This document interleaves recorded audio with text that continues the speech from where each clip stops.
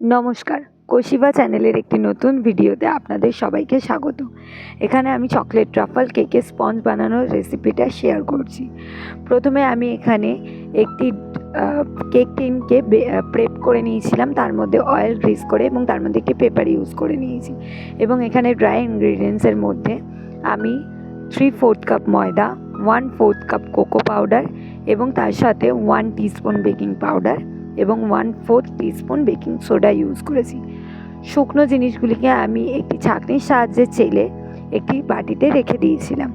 এবং তারপর লিকুইড ইনগ্রিডিয়েন্টসের জন্য আমি একটি বোল নিয়েছি, তাতে আমি 1/2 কাপ চিনি, এখানে আমি নর্মাল চিনি ইউজ করেছি, এবং 1/2 কাপ দই। আমার কাছে দইটা একটু কম ছিল 1/2 কাপের থেকে।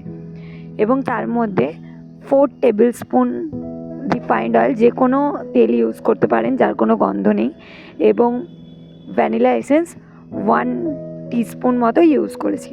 এবং এগুলোকে ভালো করে মিক্স করে নিয়ে তার মধ্যে আমি ড্রাই ইনগ্রিডিয়েন্টসগুলোকে মিশিয়ে নিয়েছি।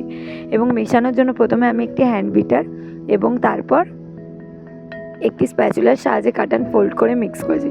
এবং সেটা মেশাতে আমার দুধ লেগেছে 1/4 কাপ এবং 2 টেবিল স্পুনের মতো। এবং লাস্টে আমি স্প্যাচুলার সাহায্যে 7 থেকে 8 বার এটিকে কাট অ্যান্ড ফোল্ড মেথডে মিক্স করে নিয়েছি। এবং মিক্স করার পর আমি ব্যাটারটিকে কেক টিনের মধ্যে ট্রান্সফার করে নিচ্ছি এবং ট্যাপ ট্যাপ করে এর ভেতরে যে বাবলসগুলো আছে সেগুলো আমি বার করে দেবো।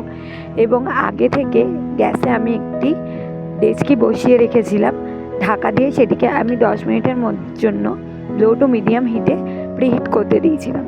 তাতে আমি কেক টিনটি বসিয়ে দেব এবং 40 মিনিট থেকে 45 মিনিট টাইম লাগবে এবং তার মধ্যে আমার এই কেকটি রেডি হয়ে যাবে। এবং এখানে গানাশের জন্য আমি প্রথমে 1:2 রেশিওতে চকলেট এবং ক্রিম নিয়েছি এবং ক্রিমটাকে গরম করে সেটিকে চকলেটের মধ্যে ঢেলে দিয়ে সেটাকে মিক্স করে আমি রেখে দিয়েছি। আমার গানাশ তৈরি হয়ে গেছে এবং সেটিকে আমি ফ্রিজে সেট করতে দিয়েছি। এখানে স্পঞ্জটি রেডি হয়ে গেছে এবং স্পঞ্জটি দেখতে পাচ্ছেন কতটা ফুলেছে এবং আমি এখানে আপনাকে দেখিয়েও দেবো কতটা সফট হয়েছে। পেপার লাগিয়েছিলাম বলে এবং তেল দিয়েছিলাম বলে আমার স্পঞ্জটি ডিমোল্ড করতেও কোনো প্রবলেম হয়নি। এটি একটি 2 পাউন্ডের একটি চকলেট ট্রাফল কেকের স্পঞ্জ ছিল এবং স্পঞ্জটির ওয়েট ছিল মোটামুটি 500 গ্রামের মতন। এবং এর ডেকোরেশনের ভিডিওটা আমি আপনাদের সাথে পরের পার্টে শেয়ার করছি। ততক্ষণ ভালো থাকবেন এবং ভিডিওটি পছন্দ হলে লাইক, কমেন্ট, শেয়ার করবেন এবং চ্যানেলটিকে সাবস্ক্রাইব করবেন। ধন্যবাদ।